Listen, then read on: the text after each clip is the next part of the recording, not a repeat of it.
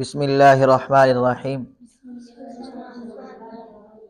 اسے ضرور سنیے۔ جنت کی پہلی صبح کیسی ہوگی؟ ذرا سوچئے، جنت میں ابتدائی لمحات کتنے دلکش ہوں گے جب ہم نہریں، محلات، جنتی پھل، خیمے، سونا، موتی اور ریشم دیکھیں گے۔ سبحان اللہ۔ جب ہم اپنے ان عزیز و اقارب سے ملاقات کریں گے جو عرصہ دراز پہلے فوت ہو گئے تھے اور ہماری نگاہوں سے اوجھل تھے، جب نیکوکار بیٹا اپنے ماں باپ سے ملے گا، حافظ قرآن ماں باپ کو ڈھونڈتے پھر رہے ہوں گے، اور والدین اپنے ان بچوں سے ملاقات کریں گے جو بچپن ہی میں فوت ہو گئے تھے، اور بھائی اپنے بھائی سے ملے گا جو اس سے ملاقات کی خواہش رکھتا ہوگا، جب ہم مریض کو شفا یاب دیکھیں گے۔ وہ کتنے دنوں سے بندہ بیمار پڑا رہتا ہے، بعض دفعہ 3 4 مہینے بیمار پڑے تھے، اور وہاں ہم جنت میں دیکھیں گے وہ چلتا پھرتا مزے سے ہوگا،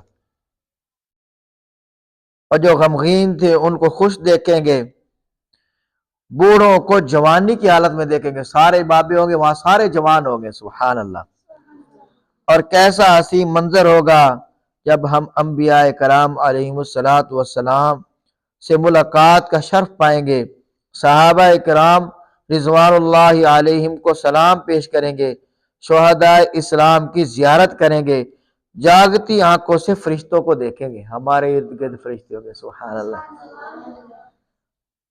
پھر جب ہمیں نہر کوثر پر لے جایا جائے گا، نہر کوثر پر، تو وہاں ہمارے محبوب، ہمارے دلوں کی دھڑکن، ہمارے رہبر و رہنما حضرت محمد مصطفیٰ احمد مجتبی صلی اللہ علیہ وآلہ وسلم بنفس نفیس وہاں تشریف فرماؤں گے، اور ہمیں سونے کے برتنوں میں کوثر کے جام بھر بھر کر دیں گے، جسے ایک بار پینے کے بعد کبھی پیاس نہیں لگے گی۔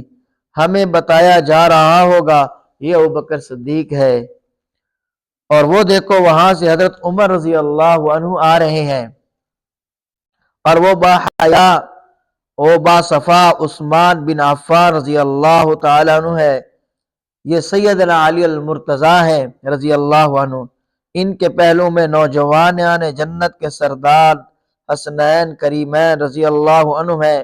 ہمیں بتایا جائے گا وہ مفسر قرآن عبداللہ بن عباس رضی اللہ عنہ ہے، جو اس درخت کے نیچے ہیں وہ خالد بن ولید رضی اللہ عنہ ہے۔ یہ کثیر احادیث بیان کرنے والے صحابی ابو ہریرہ ہیں۔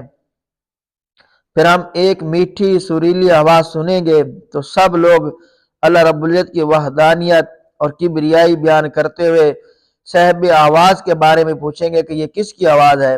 انہیں بتایا جائے گا یہ اللہ کے جلیل القدر حضرت داؤد علیہ السلام اللہ کے نبی تھی، ان کی آواز ہے۔ پھر جب ہمیں ہمارا خالق و مالک اللہ جل جلالہ ارشاد فرمائے گا، اے جنتیو، اے جنتیو، ہائے اللہ، فرمائے گا اے جنتیو، تو ہم عرض کریں گے اے ہمارے رب کریم، اے ہمارے محبوب رب، ہم تیری خدمت بندگی میں حاضر ہیں۔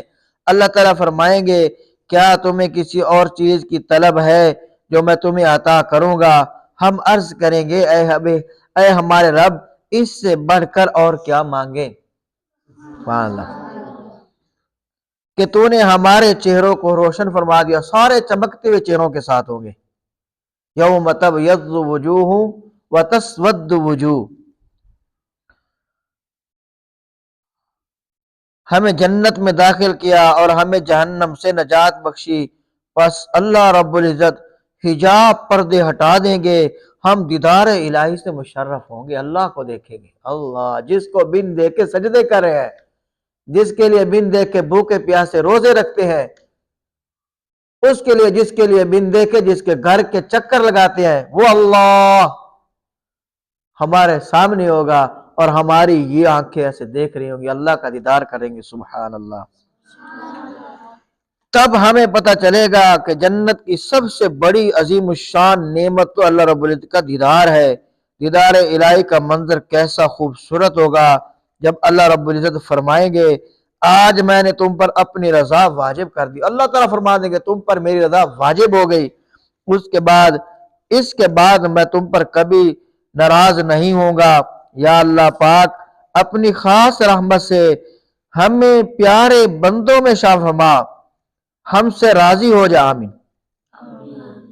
ہمیں دین اور دنیا اور آخرت کی تمام بھلائیاں عطا فرما، ہمارے لیے دین اسلام پر عمل کرنا آسان فرما، ہمیں دین اسلام پر استقامت عطا فرما، مرنے سے پہلے ہماری توبہ کو قبول فرما، اور ہمیں جنت الفردوس میں اعلی مقام عطا فرما، آمین ثم آمین یا رب العالمین۔ اللہ کرے یہ ایسا منظر ہو، ایسی مجلس ہو، اور ہم وہاں جنت میں بیٹھے باتیں کرے ہوں گے، بڑے بڑے پھل ہوں گے، سمجھ آئی، بندہ دیکھے گا اچانک اتنا بڑا انگور ہوگا، سمجھ آئی، میرے جتنے بڑے بڑے کیلے ہوں گے، اتنے بڑے بڑے سیب ہوں گے، جو ایسے کر کے ہم اٹھائیں گے، کیا منظر ہوگا خوبصورت۔ اللہ نے اپنے جنت کا بڑے خوبصورت نقشہ قرآن عظیم الشان میں کھینچا ہے، جگہ جگہ اللہ نے اپنے قرآن میں جنت کے خوبصورت مناظر بیان فرمائے ہیں۔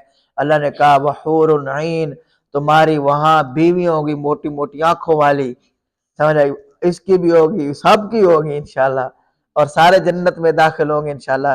قرآن پڑھنے والے اللہ کے دوست ہوتے ہیں، اللہ کے جو دوست ہوتے ہیں وہ اپنے لیے تو مانگتے ہیں، ساروں کے لیے دعائیں کرتے ہیں۔ آپ اپنے لیے بھی دعا کیا کریں، اپنے استاذہ کے لیے بھی دعا کیا کریں، اپنے ماں باپ کے لیے بھی دعا کیا کریں، پوری امت کے لیے دعا کیا کریں، غزہ والوں کے لیے خاص دعا کیا کریں، وہ تو جنتی ہے، اڑتی ہوئے جا رہے ہیں، جنت میں مزے کر رہے ہیں۔ اللہ ہمیں بھی ان لوگوں میں شامل فرمائے جو اس وقت دین اسلام کے لیے قربانیاں دے رہے ہیں۔ سبحانک اللہم و بحمدک اشہد ان لا الہ الا انت استغفرک و اتوب الیک۔